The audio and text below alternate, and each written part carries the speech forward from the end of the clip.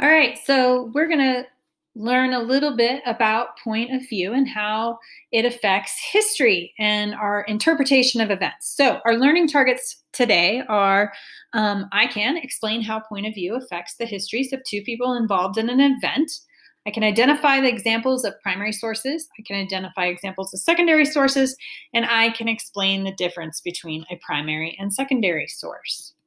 All right, so what I would like you to do for this portion of the lesson is to go and grab a copy of this 2-column note from your digital interactive notebook. I've already put one template in your notebook, so all you have to do is copy and paste it into this day of your notebook. And then you're going to put today's title of its activity and the date on it. And while you're watching this little video, I want you to type into the column, what have you learned? And then any questions you have. And then when you're done, I want you to pause and write a summary, 1 to 2 sentences about what you learned today watching this video. Okay, so that's how you're going to do this. Here's the information. Before I get started, if you need to pause this video so you can get that set up and ready to go, this is the place and time to do it. All right. Hopefully you have your notes set up. So what we're talking about is, what is history? So here are 3 terms that we're going to start with regards to history. History is a noun. It's an account of the past that is constructed from evidence. This account of the past differs based on the author's point of view. We're also talking about the word evidence, which is also a noun, kind of like the evidence that you see in a crime scene. It is information or details from a source that can be used for a specific purpose. And finally, the third term that we're going to look at right now is point of view.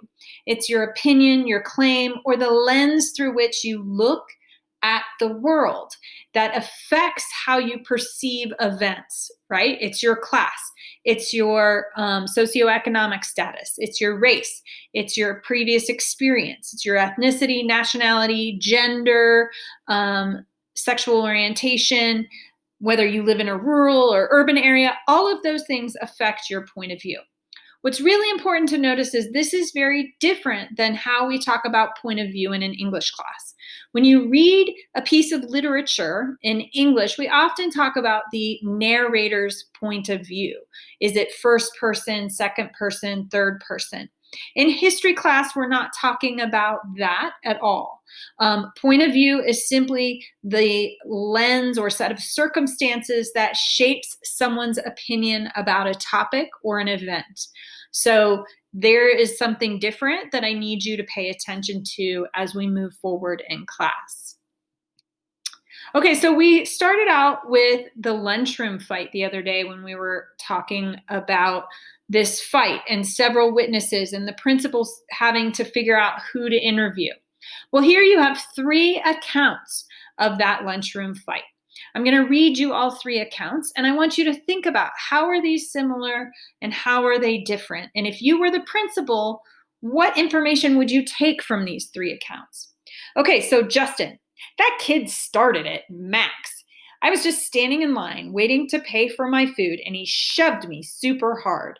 And for no reason, he just freaked out on me. I didn't even know the kid.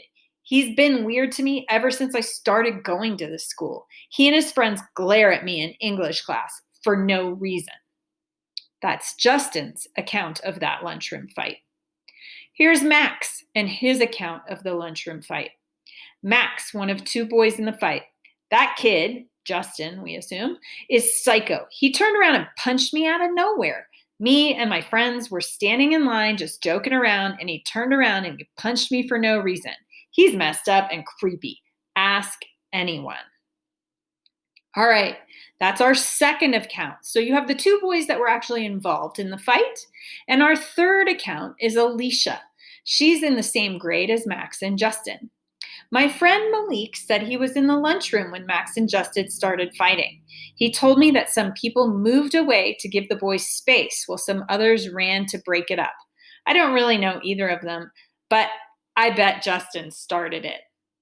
Again, how are these stories similar? Well, they all describe the fight, right? They all describe that Max and Justin were the ones fighting and that there was shoving and punching. Where they differ is in who started it. Justin says Max started it. Max says Justin started it. They both think that they're creepy and a little bit of aggressive. Alicia is coming from a totally different place in the building. She wasn't even at the fight. She's hearing this story secondhand.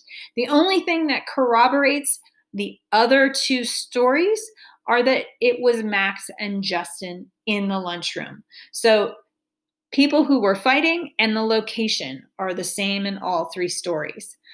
And she's claiming that Justin started it, though we don't really know why she thinks that. All right. So history is an account of the past constructed from evidence, and this differs based on the author's point of view. So source, historians have to look at sources to learn about the past. And sometimes sources can be artifacts, things that people leave behind, from arrowheads to shoes and clothing to architecture, the buildings we lived in. And sometimes they can be letters and diaries and journals. And historians look at those sources to determine what history should say about the past.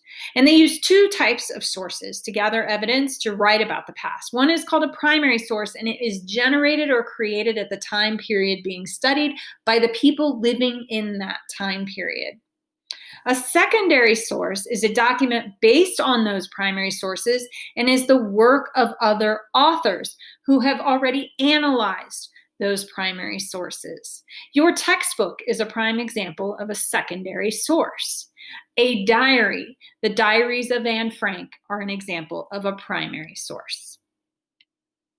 Okay, so hopefully you have your notes jotted down and you can finish taking those notes and finish your summary and put it in your digital interactive notebook.